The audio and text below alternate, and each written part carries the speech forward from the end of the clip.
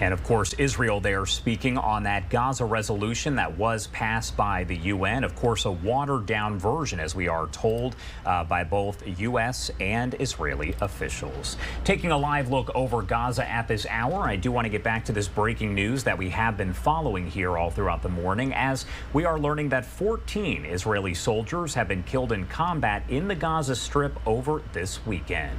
Now, the health ministry in the Hamas-controlled Gaza saying that 166 people were killed in the coastal enclave this weekend, and it is important to note that the health ministry does not distinguish between militant and civilian deaths. A deadly weekend in the war, which did begin with the attack by Hamas terrorists on Israel back on October 7th, killing 1,200 people and leaving more than 200 people in captivity there. Lieutenant Colonel Peter Lerner with the Israel Defense Forces joining us now live to talk more about the latest developments here. And as always, Lieutenant Colonel, thank you so much for taking the time to be here with us. Hi, Josh. Good to be here. So the first thing I want to talk about here is that we did learn not too long ago that 14 Israeli soldiers had died in combat there in Gaza over this weekend. What can you tell me about what did happen? Josh, this is the nature of the battlegrounds that we are facing in Gaza. In two separate incidents, our forces were faced by terrorist activities, and indeed either killed in exchanges of fire, killed in action, or killed in booby traps and things like this. This is how Hamas has weaponized the battleground. The urban arena is a huge challenge for any professional military, and this is the unfortunate reality that we face. I would say it doesn't change our determination to dismantle and destroy Hamas according to our military goals, the goals of the war, and bring back the hostages, each and every one of them. We have to operate in this area. We need to do it cautiously, and our progress on the battleground is in accordance with the threat and characteristics of urban warfare.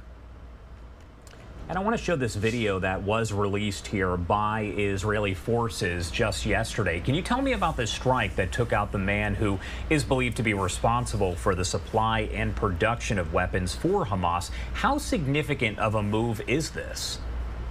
Of course, every part of the puzzle that dismantles and destroys Hamas's operational capability. So this guy it was a smuggler, a manufacturer, and a dealer of weapons in the Hamas institutions, and therefore he was a legitimate target. And indeed, we identified him and took him out. This is the nature of the battle that is ongoing from our perspective. Anybody involved with Hamas's capabilities, with its building its forces capabilities, is a legitimate target, and therefore we will utilize our intelligence and operational capabilities to take them out. I know there's been a lot of discussion about taking a more targeted approach when over in Gaza. Has that been the case? Has it been more targeted than maybe in weeks past? Our operations are all military necessity based. The mobilization of ground forces are against specific targets, the specific hubs of control, the specific command and control positions, the specific centers of gravity of Hamas, wherever they have utilized to conduct and command their activities from, wherever they're hiding out, wherever they are utilizing perhaps positions to hide the hostages. These are our positions. Everything is very, very focused around and mission orientated.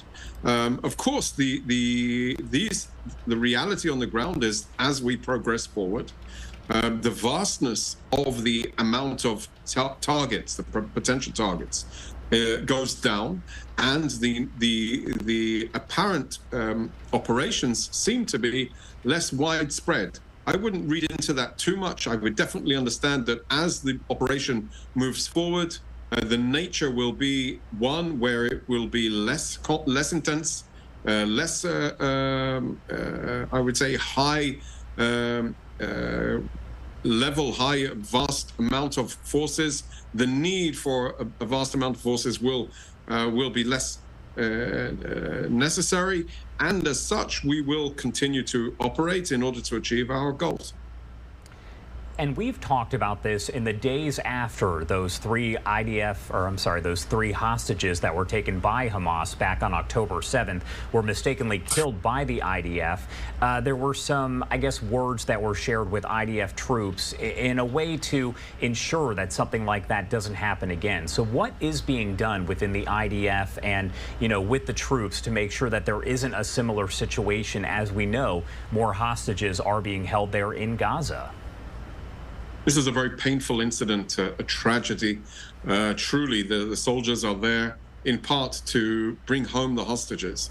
Of course, the reality of the battleground is one where Hamas has weaponized the civilian arena. Hamas doesn't distinguish themselves from the civilians. They aren't wearing any types of uniform or insignia. And it can create a situation on the ground of uncertainty. Add that to the tension that the forces are under, and there is definitely room for mistake. And as we rightly said, very clearly, the forces in this case operated in breach of the rules of engagement of the IDF. Our chief of staff was very clear. Lieutenant General Herzi Halevi was very, very clear on his message to the forces. Even a Hamas terrorist that lays down his weapon and raises a white flag should not be shot. So that is the guiding principles of the IDF. We have distributed lessons learned from this tragic incident to the forces, to all of the forces, so that we can be better prepared if this type of reality faces us once more. Our goal is to bring back the hostages, every last one of them, and therefore we need to be able to identify and distinguish them from terrorists if they are met on the battleground. Has the goal of the IDF and of Israel to permanently eliminate Hamas, has that changed in any way over the last 2.5 months? No, not at all. Hamas will not be able to manage this, govern the reality in the Gaza Strip precisely because we know they can't be trusted. This is an organization, a terrorist government, a terrorist entity that utilized all of the tools of government in order to build their terrorist army, in order to build explosive drones, in order to amass a huge rocket arsenal. They can't be trusted, and therefore they have to go.